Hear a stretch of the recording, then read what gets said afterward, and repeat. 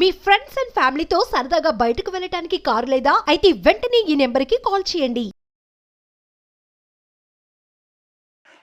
నమస్తే, welcome to Suman TV. నేను విష్ణు. ప్రస్తుతం మనతో పాటు పైసల ముచ్చట్లు మనీ మంత్రదండం పుస్తక రచయిత, certified financial planner Ram Prasad గారు ఉన్నారు. వారితో మాట్లాడదాం. సార్ రామ్ ప్రసాద్ గారు నమస్తే. సార్ నమస్తే విష్ణు గారు. సో రామ్ ప్రసాద్ గారు, ఇప్పుడు రియల్ ఎస్టేట్ ఇన్వెస్ట్మెంట్స్ గురించి ఒక 2 నిమిషాలు మాట్లాడుకుందాం. చాలా మంది ఎన్ఆర్ఐలు కూడా రియల్ ఎస్టేట్స్ లో విపరీతంగా ఇన్వెస్ట్మెంట్స్ పెడుతున్నారు కదా. మరి పెద్ద పెద్ద మొత్తంలో ఉన్న డబ్బంతా తీసుకెళ్లి రియల్ ఎస్టేట్ లో ఇన్వెస్ట్మెంట్స్ చేసే వాళ్ళకి మరి మీరు ఎటువంటి సజెషన్స్ ఇస్తారు? అసలు ఏమి ఇవ్వకూడదు సార్. ఇవ్వకూడదా? చెప్తే వినకపోతే చెడిపోయాక చూడుతున్నారు కదా, ఎన్నిసార్లు ఇస్తాం మనం?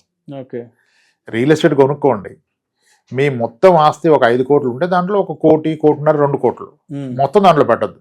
Real estate is a great asset, no doubt. But to what extent it is good is the question. మీకున్న మొత్తం అక్కడ పెట్టద్దు. జనాలు ఉన్న మొత్తం కాదు, రాబోయే జీతాలు కూడా అందులో పెడేస్తున్నారు. ఎందుకంటే ఎమర్జెన్సీకి లిక్విడిటీ చేసుకోలేం కదా, ఉన్నదంతా తీసుకెళ్లి భూముల్లో పెట్టేసి. ఉన్నదంతా కాదు, ఇప్పుడు ఉన్న ఫ్లాట్ మీద టాప్అప్ లోన్ తీసుకొని ప్లాట్ కొంటారు. అంటే ఉన్నది కదా నేను పెట్టింది, రాబోయేది ఉన్నదాని మీద లోన్ తీసుకొని పెడుతున్నారు. ఇప్పుడు తీరా కొన్నాం కదా, కొనేవాడు లేడు, అమ్ముడు పోదు. నువ్వు ఒక రేట్ చెప్తూ అది నువ్వే చెప్పుకున్నావు, ఎవడంటే అక్కడ నీ రేటు వినేవాడు ఎవడున్నాడు అక్కడ. అదేవిధంగా కాసేపు గోల్డ్ ఇన్వెస్ట్మెంట్స్ గురించి కూడా మాట్లాడుకుందాం. ఎందుకంటే మనం ఎప్పుడు గోల్డ్ గురించి మాట్లాడడం అది బాగా హాట్ టాపిక్, బ్లాక్ బస్టర్ అవుతుంది. సరే, ఇప్పుడు గోల్డ్ లో ఇన్వెస్ట్మెంట్ చెయ్యాలి అని ఒక ఆలోచన వచ్చినప్పుడు ఆభరణాలు కొని తీసి పెట్టుకోవడం బెటరా, లేదంటే 24 క్యారెట్స్ కొనుక్కోవడం బెటరా, లేదంటే గోల్డ్ ఈటీఎఫ్లో తీసుకోవడం బెటరా, లేదంటే గోల్డ్ మ్యూచువల్ ఫండ్స్ కొనుక్కోవడం బెటరా, లేదంటే డిజిటల్ గోల్డ్ కొనుక్కోవడం బెటరా? సో అసలు రామ్ ప్రసాద్ గారు గోల్డ్ ఇన్వెస్ట్మెంట్స్ గురించి ముక్కుసూటిగా చెప్పాలి అంటే ఏం చెప్తారు? ఇందాక మనం మాట్లాడాం కదా సార్, అంటే ఇంకొంచెం ఇప్పుడు సింపుల్ 1979లో 10 గ్రాముల గోల్డ్ 942 రూపీస్, 950 రూపీస్ ఉంది. ఇప్పుడు 80,000 అయింది. అదే రోజు సెన్సెక్స్ 100 నుంచి 80,000 అయింది. ఎంత డిఫరెన్స్ ఉంది? ఇప్పుడు ఆర్నమెంట్ అయితే మీరు వాడుకుంటారు కాబట్టి ఎంత పెరుగుతుందో సంబంధం లేదు. ఇక మీరు చెప్పిన ఏది కొన్నా, digital gold, bond, coin, gold fund, gold mutual fund, ఏది కొన్నా గోల్డ్ పెరిగినంత పెరుగుతుంది కదా. దాని అండర్లయింగ్ అసెట్ ఈస్ గోల్డ్. అది ఈక్విటీ అంత పెరగదని తెలిసినప్పుడు అది పెట్టుబడికి ఎందుకు వాడుతున్నారు? దాన్ని ఆర్నమెంట్ గానే వాడాలి, పెట్టుబడికి ఎందుకు వాడుతున్నారు? అంటే లాంగ్ రన్. మేబీ ఇప్పుడు క్లియర్ గోల్డ్ సైకిల్ ఉంది, గోల్డ్ 20% కరెక్ట్ అయింది, నాకు ఎందుకంటే కరెక్ట్ అవుతుందని తెలిసింది. 1 ఇయర్ వరకు అది కరెక్ట్ ఏమో మేబీ, ఎందుకంటే ఆల్రెడీ 30% పడ్డది కదా, ఇంక పడదని. అందుకని లాంగ్ టర్మ్ గోల్డ్ ఎలా రైట్ అయింది? ఎప్పుడు లాంగ్ టర్మ్ చూసినా గోల్డ్ 8% కదా ఇచ్చింది. మనకు తెలిసి 1964 నుంచి ఈ రోజు వరకు 7-8%. ఇదే అందుకే ఈ డైవర్సిఫికేషన్ మనం చేయకూడదు అంట. ఇప్పుడు మల్టీ అసెట్ ఫండ్స్ లో గోల్డ్ కొన్నారు. ఎప్పుడు కొన్నారు? గోల్డ్ రైట్ ప్రైస్ లో కొన్నారు, రైట్ ప్రైస్ లో అమ్మేస్తున్నారు. ఎందుకంటే fund manager there is a lot of analysis, big team, వాళ్ళు అనాలిసిస్ చేసి పెడతారు. సో మీరు గోల్డ్ కొనాలా, సిల్వర్ కొనాలా, రియల్ ఎస్టేట్ కొనాలా, ఎంత కొనాలనేది మనకంటే బెటర్గా ఫండ్ మేనేజర్ తెలుసు కాబట్టి మీరు multi asset, dynamic asset allocation లాంటి ఫండ్స్ కొనుక్కోండి. వాటిలో ఇవన్నీ వాళ్ళే చేస్తారు కదా, మీరు చేయాల్సిన అవసరం లేదు కదా. అండ్ అక్కడ ఆడు కొన్ని అమ్మినా మీ దాకా ట్యాక్స్లు రావట్లేదు కదా, ఇక్కడ మీరు అమ్మితే ట్యాక్స్లు పే చేయాలి కదా, క్యాపిటల్ గెయిన్ ట్యాక్స్లు.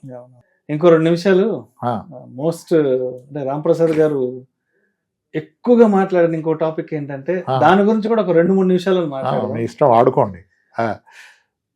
సొంత ఇల్లు కొనుక్కోవాలా, రెంట్ ఇంట్లో ఉండాలా, ఏది ఎవరికి సూట్ అవ్వద్దు అన్న దాని గురించి కొంచెం స్ట్రైట్ గా చెప్పేసేసేయండి. ఎవరికి ఏది బెటర్ అంతే. ఎవరికి ఏది బెస్ట్ వాళ్ళు తెలుసుకుంటారు సార్.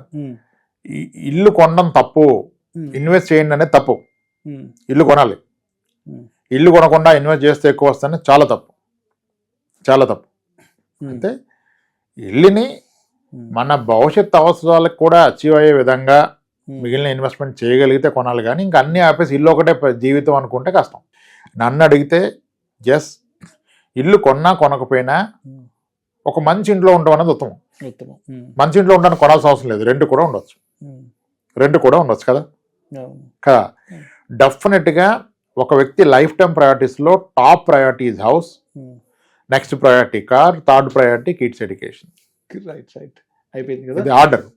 అయితే ఇప్పుడు నా బడ్జెట్ అంత లేదు, నాకు విల్లాలోనే ఉండాలి అంటే మా వైఫ్కి విల్లా ఇష్టం సార్, అదేమో నేను ఎక్కడ చూసినా 4 కోట్లు అవుతుంది, ఎలా సార్ నేను కొనలేను సార్ అంటే నేను చెప్పాను కొంతమందికి, మీరు 4 కోట్ల విల్లా కొనలేకపోతే మీ బడ్జెట్ 2 కోట్లు ఉంటే 2 కోట్ల అపార్ట్మెంట్ కొనండి గేటెడ్ కమ్యూనిటీలో. రైట్ 2 కోట్ల అపార్ట్మెంట్కి మీకు 50,000 అద్దె వస్తుంది. మీ 6 కోట్ల విల్ల కూడా 50,000 అద్దెకే వస్తాయి. మీరు ఉండాలనుకున్న దగ్గర ఉండండి, ఇదే దాన్ని కేర్ చేస్తుంది కదా. Because independent house and villa రెంట్లు are very less compare to apartments.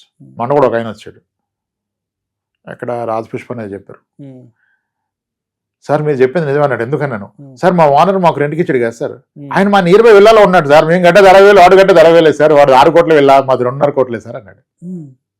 అర్థమైందా లాజిక్? సో అది again it depends on the emotion of family members. వాళ్ళకి అబ్జెక్షన్ లేదంటే చేయగలుగుతారు, వాళ్ళకి అబ్జెక్షన్ ఉంటే మీరు ఏం చేయలేరు కదా. ఇంకొకటి వచ్చేసి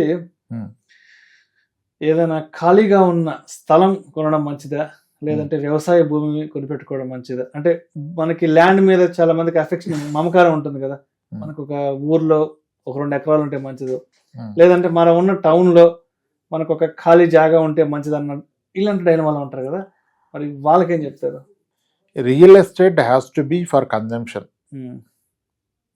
నాట్ యాజ్ ఇన్వెస్ట్మెంట్. యాక్చువల్గా నా పర్సనల్ ఒపీనియన్. మీరు స్థలం కొంటే దాంట్లో షాపింగ్ కాంప్లెక్స్ కట్టే ఐడియా ఉంది నాకు, నేను అక్కడ ఇల్లు కడతానంటే స్థలం కొనుక్కోండి. పెరుగుతుంది అమ్ముతానంటే కొనద్దు, పెరిగితే అమ్ముతానంటే 12%, 6 years డబ్బులు వద్దు మా అంటే. నేను వ్యవసాయం చేస్తానంటే పొలం కొనుక్కోండి, ఎప్పటి నుంచో మొదలెట్టండి ఏదో ఒకటి అక్కడ చేయించుకోవచ్చు కదా. రైతులకి ఏమో పెట్టుబడి డబ్బులు లేవు సార్, ఐటీ ఎంప్లాయీస్కి ఎన్ఆర్ఎస్కి ఏమో డబ్బులు ఉన్నాయి. సో కాబట్టి రైతులు వ్యవసాయం చేస్తే లాభాలు రావు, వ్యాపారస్తులు ఉద్యోగస్తులు చేస్తే లాభాలు వస్తాయి. ఎందుకంటే రైతుకి ఆధునిక అప్పు దొరక్క పంట రాదు. మీకు ఒక ఎగ్జాంపుల్ చెప్తాను. జరబరా అని ఒక ఫ్లవర్స్ ఉంటాయి, డెకరేషన్ ఫ్లవర్స్ ఉంటాయి, పాలిష్ షెడ్ వేసి దాని కింద పెంచుతారు. ఆ కలర్ఫుల్ ఫ్లవర్స్ రైతులు వేస్తే లాభాలు రావు, ఐటీ వాళ్ళు వీళ్ళు వేస్తే లాభాలు వస్తాయి. ఎందుకంటే వాడికి డ్రిప్ సిస్టమ్ ఉంటుంది, పాలిష్ షెడ్లో పెంచుతారు.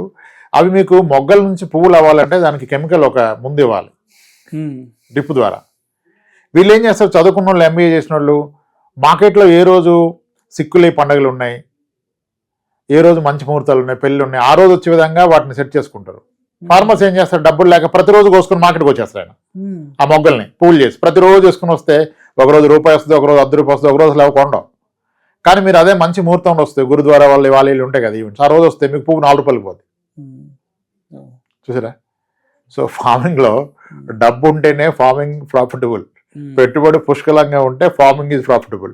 ఆ పెట్టుబడి లేనప్పుడు ఫార్మింగ్ ప్రాఫిటబుల్ కాదు. ఇప్పుడు నేను ఈరోజు మార్నింగ్ అనుకుంటా న్యూస్ లో చూస్తే టమాటా కిలో 2 రూపాయలు అయిపోయింది అంటున్నారు. మొన్నటి 100 రూపాయల దగ్గర కొట్టుకున్న రోజులు కూడా ఉన్నాయి. సో రైతులు ఇది ప్రెడిక్ట్ చేయలేరు.